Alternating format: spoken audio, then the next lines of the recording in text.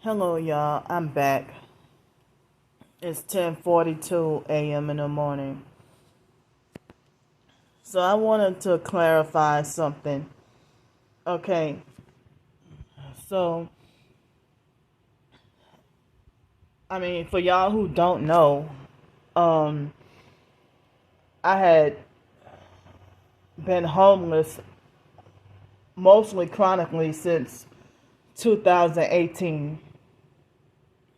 And then I was homeless off and on before then, but after 2018, that was the longest I suffered homelessness in my life. Excuse me. Sorry. So after that, I had been like mostly on the streets, but sometimes staying in hotels and motels. Here in New Orleans, I don't get that so-called homeless luxury to have a private little sleep spot and have like a sleeping bag and you know, in a place where I can go potty, use the bathroom or whatever.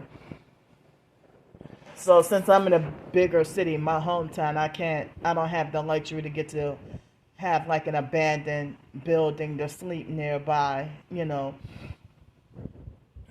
So even before 2018, I had been homeless off and on, but it would be like only for a couple of days. But to be chronically homeless for that long, you know, it had been the first time.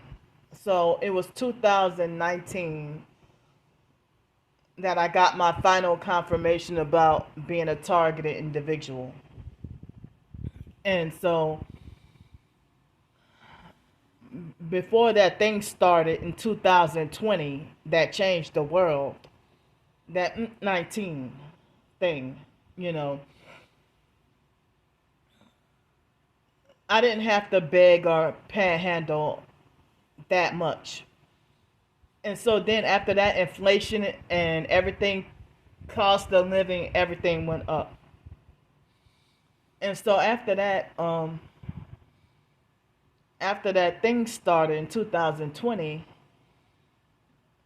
and the prices started raising up, and then the gang stalkers got me wrongfully banned from this homeless sleep spot, or the in-person gang stalking Freemasons would purchase that abandoned building and make a business out of it, and then claim ownership and then run me off from that property where I couldn't sleep there no more.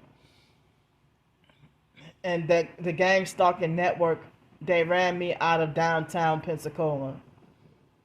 And they ran me out of Pensacola, period. They actually ran me out of my hometown, New Orleans, back in 2018-19. But I came back, and this is my hometown. Nobody should have that right to take that from me. Nobody wants me here. Nobody wanted me in Florida. Um, People will always say, "Why don't you go back to such and such place? Why you come here?" So when I was in Los Angeles, I was told to come back to New Orleans. When I was in South Carolina, I didn't want to be there anyway and was told to go back to Los Angeles. So I'm not welcome anywhere I go, being targeted. And then, you know, well, so after 2020, like I was homeless and able to be more independent in 2018 and 19, and didn't have to worry about panhandling or begging until like after the 25th of the month, and for the last few days of the month, and then my Social Security and SSI check will come, and then I'll be fine. But me having to stay in hotels and motels and not having a sleep spot or no place to take a bath, shower, or whatever, um, that's how I end up being broke within the first week of getting a Social Security and SSI check. I recently, when I got that housing, I didn't have to worry about the storage unit anymore. So now I don't have a storage unit or a storage bill. So the only bill I have is the cell phone bill right now. So I've been having to beg and panhandle to survive. I've tried to get jobs. They workplace mobbed me off of jobs or blacklisted me or wouldn't hire me. The online gang stalkers helped the in-person gang stalkers run me off from my recent apartment that I had in Pensacola that I had for a month. And they put my life in danger. Um, and it was a similar to what happened on Section 8 in 2017 and 18, where the gang stalkers ran me off from my apartment and made me feel unsafe. And I also had to deal with something like that 2015, 16, 17, 18, like throughout those years. So, you know, I try as best as I could to be independent or not have to ask for help. I mean, I tell y'all all the time about my writings that the gang stalkers make fake bad reviews and try to tell everybody don't support my writings.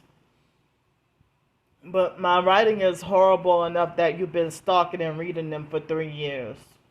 Stalk and read everything I write and try to control and restrict everything that I write.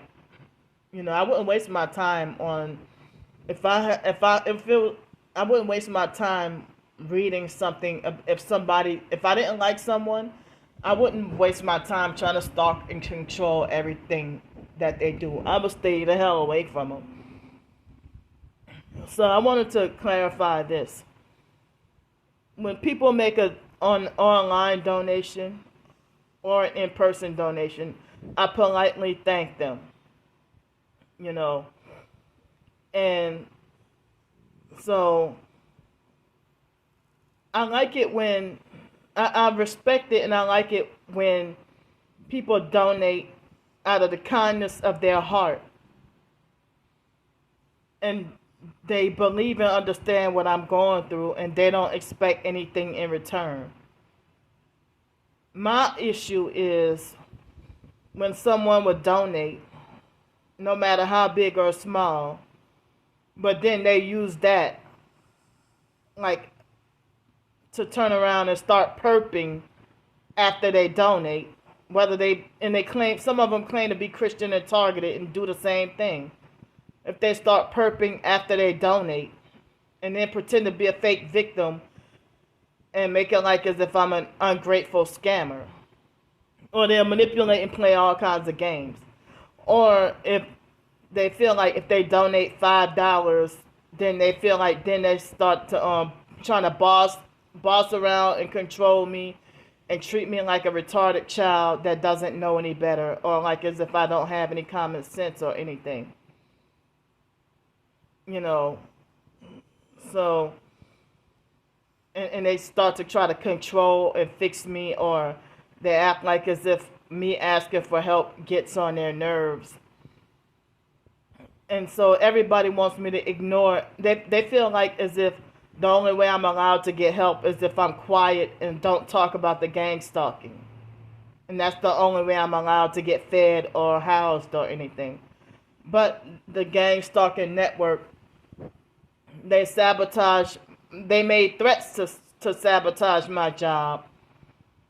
I mean, the potential job opportunity. Then they hit me with directed energy weapons and made my whole body sore. And then they made my whole body sore and sleep deprived me in a way that I was forced to have to cancel the job interview.